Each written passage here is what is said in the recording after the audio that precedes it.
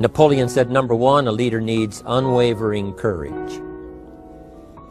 And I don't know if I totally agree with the unwavering part of this or not, because sometimes our courage does waver a little. You know, bend but not break.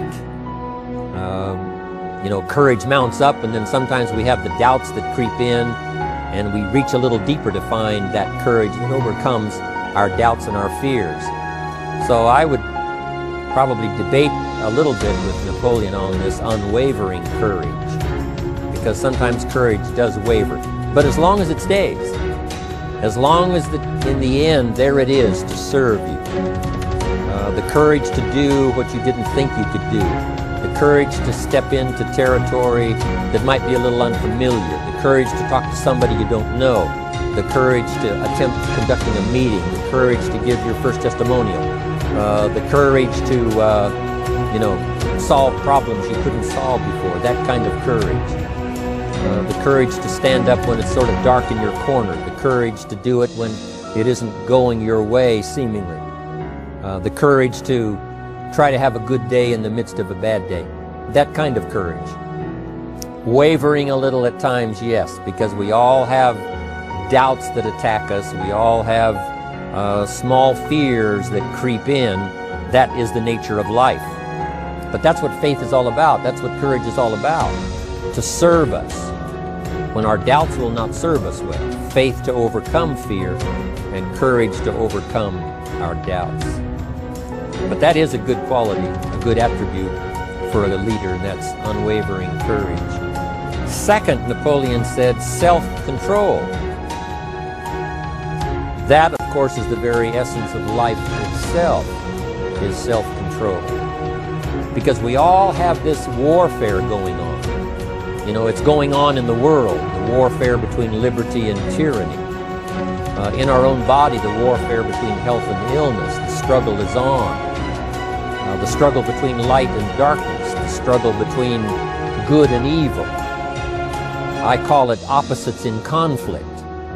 And as soon as you're born into the world, as soon as you find yourself and discover yourself on this spinning planet headed somewhere, you know that this exists. To be a civilized society, we must drive the dark side of our nature into a small corner and let the positive side flourish. Early, we must learn to exercise self-control.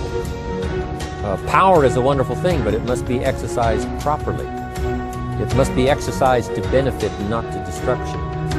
So self-control is certainly necessary to be a strong leader, so that you can become the best example. The example of having your temper well managed, to having that dark side of your nature under control. The best example of choosing wise words and not being careless, that kind of control. Control of your appetite, control of your desires, so that they fit into the positive side of life and not the negative side. Self-control, very important. Then he said, a leader must have a keen sense of justice. How very true. Justice we become familiar with, you know, even when we're small. When certain things that happened or were done to us that something told us that wasn't right. Someone did us wrong. We have that sense of right and wrong, and it starts very early. Then we have to have that sense of utilizing what's right and what's wrong, so that we develop this sense of justice, this sense of being fair, this sense of being on the positive side, on the right side. To minimize a person's mistakes, they need to have this sense of justice. We have to have justice when we're building an organization. You know, what's fair, what is a good balance. The marketing system that Mark put together has to be fair for everyone. If you have a customer and you take care of that customer, someone else cannot come along and take that customer. The same is true with the distributor. Certain rules and regulations, so that all of us have a chance to fit within this framework of fairness, justice, and what's right. Otherwise, enterprise cannot work.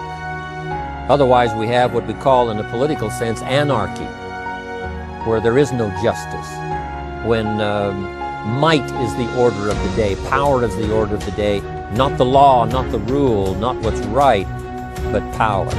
And we would all dismiss that.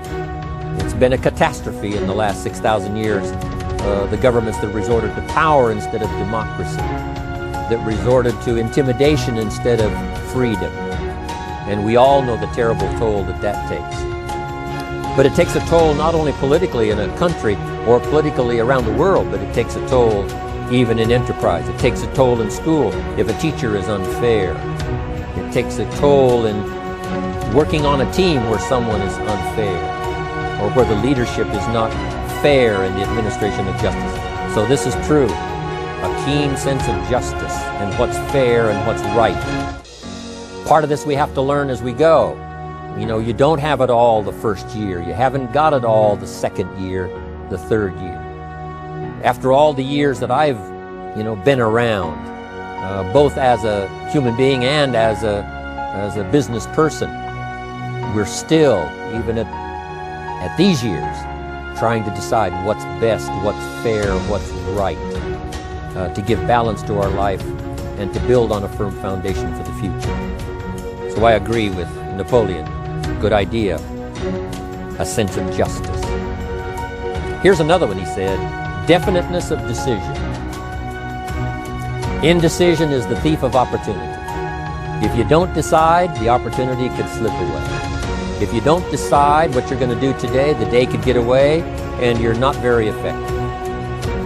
I talked about in my recent travels about time management. And here's one of the best ideas of time management. Don't start the day until you have it finished.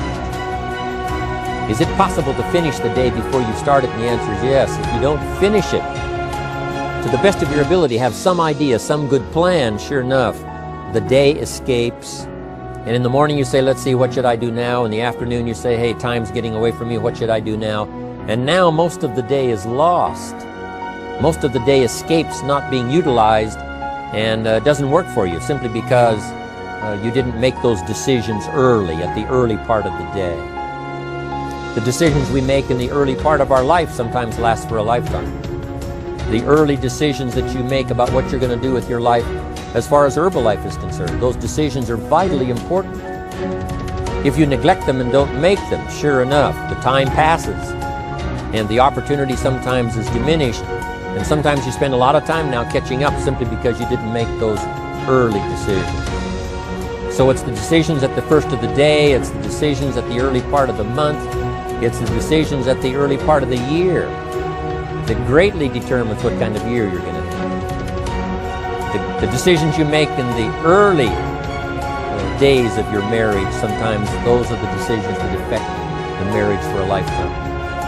The decisions you make at the first chance you see opportunity, those decisions, what you're going to do with it, how far you're going to take it, what it's going to be meaning to you in the years to come. Those early decisions are vitally important. Then we need decisions to correct poor decisions, to overcome our mistakes. It's possible, of course, for all of us to make unwise decisions. And at the end of 1 year, at the end of 1 week, 1 month, or at the end of a few years, we say, that decision cost me too much. Cost me a lot of time, cost me a lot of money, cost me maybe a good relationship, cost me a chance to be productive. But as long as you're alive, there's still a chance to use new decision power to correct the mistakes of decisions that were bad in the past. All of us have the opportunity to do that, but I think Napoleon was right here too. You've got to be definite in making decisions so that the opportunity doesn't pass you by. Take advantage. Here's the next one. Napoleon Hill said, a good leader has definite plans. How important that is. And of all the years, I think, to cash in on Herbalife's momentum and make some plans for the future, this has got to be one of the greatest years. Herbalife in these 18 years now has created some incredible momentum, not only in opening up the countries, but momentum in the refinement of our marketing, momentum in developing new products, momentum in developing our support system. The key is now for you to make plans to ride on that momentum. Herbalife is like the tide that comes in, and the rising tide lifts all the ships if they're in the water. If your ship and your boat is not in the water, even though the tide comes in that would lift all the ships, if yours is not in the water, then it doesn't benefit you. So here's what you should do. Have the same intensity to make your plans for the future as Mark Hughes has. As the President's Team, Chairman's Club especially, make the plans for the Herbalife Company future, you've got to now make your plans. Don't let this momentum pass you by. Don't let this momentum go uncashed in on. Don't let it be like a lost cause for you. And maybe you've, because of the lack of plans, have lost a month or two, or you've lost a week or two, or maybe you've lost a year, and you were 10% effective instead of 100%. Now's the time to change all that and start making some plans. Your Herbalife plans, they're vitally important. You might as well cash in on the Herbalife plans for world expansion, the Herbalife plans for expansion within your country, the Herbalife plans for the expansion of the business, the incentives. Cash in on that, capture that, and say, I've got to have some plans that match Herbalife. Not necessarily match Herbalife in numbers, but that can match Herbalife in momentum, that can match Herbalife in cashing in on the opportunity, your plan for Herbalife expansion. You got to have some plans for your family, right? You got to take your family along, don't leave them out. One of the challenges all of us have in making our plans is how to balance everything, to make sure that we don't regret at the end of the year, I spent too much time on that, I spent too much money. And then if you have, say, how can I not do that again? And construct some better plans so that you won't have any regrets at the end of a year to come, 5 years to come, 3, 4, 5 years to come. Definite plans. The plans for the use of your money. One thing I've admired about Mark Hughes since I've met him all those years ago, once he started becoming successful, he had a splendid plan, not only for his personal success in terms of financial security, but in terms of the company. Because Mark has to look after the company and make sure that the company is secure. The company has plenty of reserves, so that no matter what happens around the world, and when you're doing business in 37 countries, you can imagine what the challenge is to make sure the plans for each country are there, the backup plans, the financial plans, as well as products and opportunity and marketing. It is a challenge beyond comprehension to most of us what kind of planning that takes in terms of trying to make Herbalife secure for the future. I described it in one of the summit classes as Mark takes the same pledge that the President of the United States takes, and that is to preserve and protect and defend the Constitution, says the President. But Mark has to preserve and protect and defend the company to make sure it's viable, not just in America where it started, but all around the world in each country. It's an awesome responsibility. But now for you, your plans to be financially secure. If you're starting to make some big money in Herbalife, I'm telling you, you got to have a good plan for your resources so that you find yourself secure regardless of what happens. I agree with Napoleon here. You got to have good plans. One more on plans, and that is the plan for your personal development. The plan to be better this year than last year. The plan to take the classes, attend the workshops, do everything you possibly can to show personal progress, not just financial progress, not just the progress of having one more car or one more home, but the progress of personality, the progress of communication skills, the progress of recruiting skills, the progress in how to deal with people, progress in using your influence so that it multiplies its power by 5 by 10 versus what it used to be. You need those kind of plans. A plan for personal growth, personal development. A plan to be all that you can possibly be in the years to come as you develop your Herbalife business and your life business and your family business, all of that. Got to have good plans.